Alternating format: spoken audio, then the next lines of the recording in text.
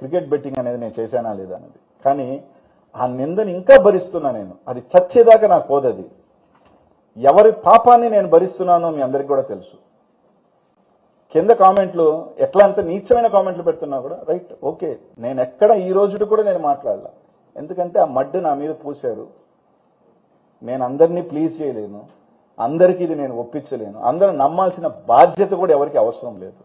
నా అనుకున్న వాళ్ళు నమ్ముతారు, నా కాదనుకున్న వాళ్ళు వ్యతిరేకిస్తారని కాదు. కానీ అది చచ్చేదాకా నేను చేయని పాపను, అట్లాంటి నీచమైన దరిద్రాన్ని నేను మోసుకుంటున్నా. అంతకన్నా ఏం కాదు కదా. నేను ఇంతకన్నా నేను నిందపోసేది ఏం లేదు కదా.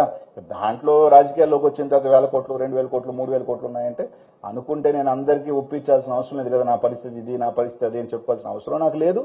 నేను చెప్పాల్సిన బాధ్యత నాకు లేదు. కానీ ఎంక్వైరీ చేసుకుంటే నా ఆస్తులు అని చేస్తే అది కూడా చెప్తాను. దాని మీద చేసుకోకపోతే చేసుకుంటాం. 100% వచ్చిన తర్వాత వెనక్కిపోవటం అనేది ఉండదు. రావటం కొంచెం లేట్ అనే కానీ వచ్చాను అంటే మాత్రం స్పీడ్గానే ఉంటా.